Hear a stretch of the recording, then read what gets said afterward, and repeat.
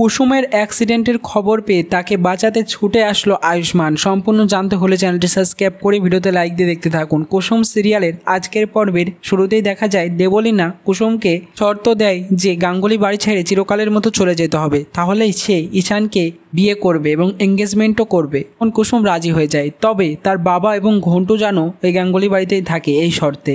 আয় বলে কুসুম চলে যায়। রাত্রি হলেই কুসুম উঠে পড়ে এবং একটা চিঠি লিখে বাবা এবং ঘন্টুকে বিদায় জানায় এবং বলতে থাকে তোমরা ভালো থেকো, দেবীমার আদেশ পালন করার জন্য আমি সব কিছু করতে পারি। এরপর সে ঈশানের ঘরের মধ্যে একটা সেই চিঠিটা দিয়ে বলতে থাকে ঈশান সাহেব ভালো থাকবেন, দেবীমার সিদ্ধান্তে আপনি ভালোভাবে সবকিছু মেনে নেবেন। এরপর দেবীমার অর্থাৎ ইন্দ্রাণীর ছবি কুসুম হাতে করে বলতে থাকে আপনাদের তো শেষবারের মতো দেখতে পেলাম না, তবে ছবিতে দেখেই চলে যাচ্ছি, জানি না আর কবে দেখা হবে বলে মন খারাপ করে কুসুম চলে যায়।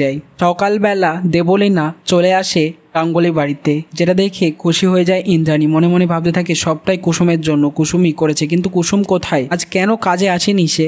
ঈশান নেমে এসে আড়াতেই বলতে থাকে ঈশান তুমি নিজে ক্ষমা চাইবে দেবলীনার কাছে। তখন ঈশান বলতে থাকে আমাকে ক্ষমা করো, আমিও এঙ্গেজমেন্টে এবার রাজি, এই সবটাই আমি করছি একজনের কথায়। তখন সবাই ভাবে কার কথায়? তখন ঈশান বলে কুসুমের কথায়। জাদুকর আমাকে চিঠি লিখে চলে গেছে শেষবারের মতো যে দেবীমা তোমাকে মানুষ করেছে ছোটবেলা থেকে, তোমার বিয়ের সিদ্ধান্ত নিশ্চয়ই অনেক ভেবেচিন্তাই নিয়েছে, এই বিয়েতে রাজি হয়ে যাও, ভালো থাকো সবার সঙ্গে, বিদায়। সবাই দুশ্চিন্তা করতে থাকে যে কুসুম কোথায় চলে গেল। এরপর শঙ্কর এসে বলতে থাকে কুসুমকে কোথাও খুঁজে পাওয়া যাচ্ছে না, আজ সকাল থেকে কোথায় গেল কুসুম?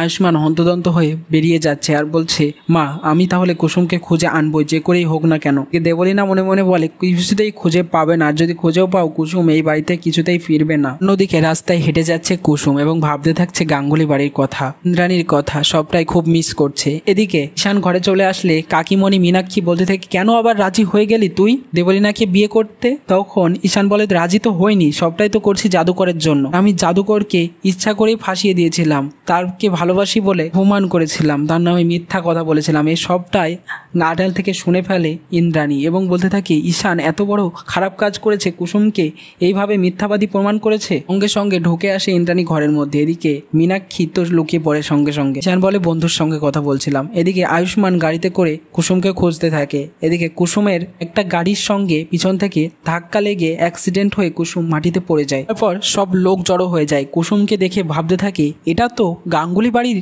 এই বিরাট বড় গ্র্যান্ড অ্যাম্বাসিডার, হলো তো এক্ষুনি গাঙ্গুলি বাড়িতে খবর দিতে হবে। এরপর গাঙ্গুলি বাড়িতে খবর দিতেই দীপালি আন্টি ফোন করে আয়ুষ্মানকে এবং বলতে থাকে হ্যাঁ আয়ুষ বাবা, কুসুমের একটা বিরাট বড় অ্যাক্সিডেন্ট হয়ে গেছে। তখন আয়ুষ অবাক হয়ে বলতে থাকে হোয়াট? সেই বলেই সঙ্গে সঙ্গে সেই দিকে রওনা দেয় আয়ুষ্মান, ছুটে এসে কুসুমকে বাঁচাতে যাবে।